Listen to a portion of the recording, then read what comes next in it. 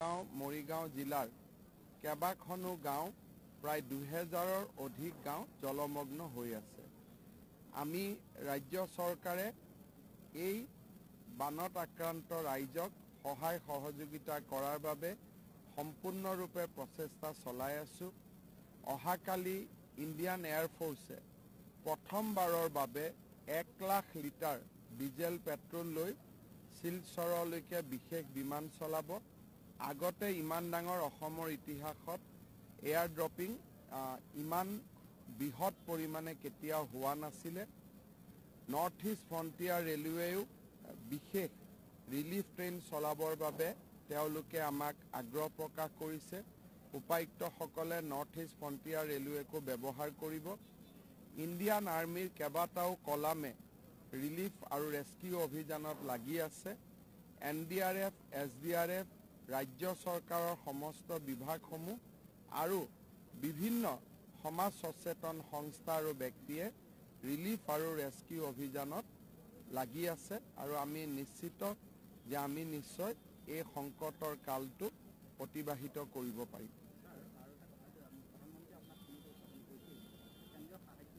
प्रधानमंत्री नरेंद्र मोदी डांगरियाय मुक टेलिफोन करिছে। আজি ৰাতিপুৱা गृहमंत्री अमित शाह डांगरियाय टेलिफोन करिছে।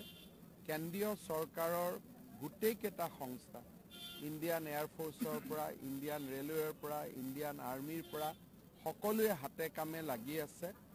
जिमान पुंजिर प्रयोजन पुंजिर कोनो असुविधा नाई रिलीफ और रेस्क्यूर कारणे आरो এই गोटे আজি जे 1 लाख लिटारকৈ पेट्रोल डिजेल आमी बराक उपत्यकात লৈ যাব পাৰিছো। इंडियन आर्मीर इमान केटा कलाम रेस्क्यू अभियानत लगी आछे। Air force, NDRF, north east frontier railway এই গোটেইবিলাক সম্ভৱ হৈছে प्रधानमंत्री नरेंद्र मोदी डांगरियार निर्देशर বাবে।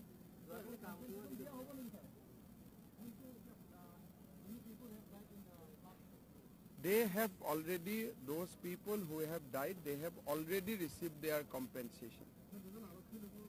যোৱাকালি কামপুৰত আমাৰ OC ডেকা লৰা আৰু এজন জোৱান যোৱা নিশা रेस्क्यू अभियानत थाकोते তেওঁলোকৰ মৃত্যু হয়, খলিল সমাধি হয়।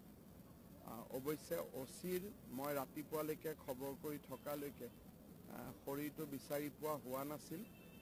কিন্তু ইমান বাঢ়নি পানী কিমান দূৰ আমি তেওঁ শৰীৰে পাওঁ তাতো এটা সন্দেহ আছে। যি নহওক আমি দুইগৰাকী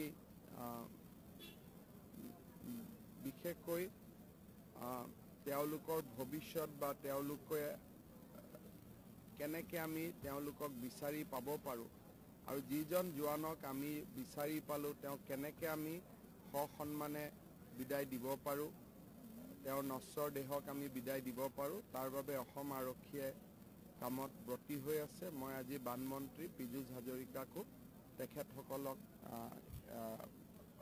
আৰক্ষীক লগ কৰি সমবেদনা জ্ঞাপন কৰাৰ বাবে অনুৰোধ কৰিছোঁ আৰু ভৱিষ্যতৰ দিনত চৰকাৰে তেওঁলোকক সকলো প্ৰকাৰে সহায় সাহায্য কৰিব। It is already a territorial council. যেতিয়া দুখন জিলা থাকে তেতিয়ালে এটো টেৰিটৰিয়েল কাউন্সিল বুলিয়ে কয়। আগত যেহেতু এখন জিলা আছিল সেইকাৰণে অটনমাস কাউন্সিল কৈছিল। যেনেকৈ বিটিআৰত এখনতকৈ বেছি জিলাৰ কাৰণে টেৰিটৰিয়েল কাউন্সিল বুলি কয়। বৰ্তমান কাৰ্বি আলং টেৰিটৰিয়েল কাউন্সিলে কিন্তু নাম বদলাবৰ কাৰণে সংবিধান সংশোধনী লাগে। আমাৰ এটা বিশেষ সংবিধান সংশোধনী বৰ্তমান সংসদৰ বিবেচনাধীন হৈ আছে। তাতে আমি যি ধৰণে নামাকৰণ কৰিব খোজো কাৰ্বি ৰাইজে তেনেকৈ কৰিব পাৰিব।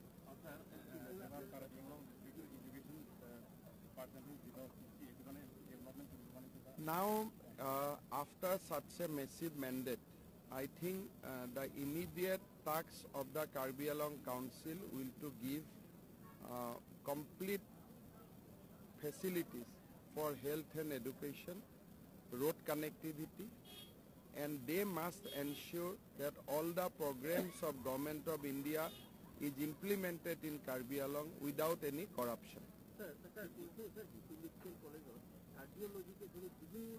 কাৰ্ডিঅলজিলৈকে মেডিকেল কলেজ এতিয়াই যাব নোৱাৰে, তাৰ পৰ্যায় আছে। প্ৰথমতে MBBS হয়, MBBSৰ ফাইনেল বেটছ ওলায়, তাৰ পিছত তাত পোষ্ট গ্ৰেজুৱেট হয়, পোষ্ট গ্ৰেজুৱেটৰ পৰা ছুপাৰ স্পেচিয়েলিটি হয় it is a journey of 12 years মই গুৱাহাটীৰ পৰা ইয়াৰ ওপৰত কমেণ্ট দিব খোজা নাই ইলেকশ্যনৰ সময়ত আক্ৰমণ বুলি ক'লেও কি আক্ৰমণ কেনেকুৱা আক্ৰমণ ডিফু বা গুৱাহাটীৰ পৰা কমেণ্ট দিব নোৱাৰি বিৰোধী দলক মই মানে তেওঁলোকৰ মতে অসমত বানপানী ভূটানৰ পানী একোৱে সমস্যা নহয় ছুপাৰ চাকাৰে সমস্যা এই মানসিকতাৰ কাৰণে তেওঁলোকে য'তে যায় মানুহে তেওঁলোকক ৰসগোল্লা খুৱাই দিয়ে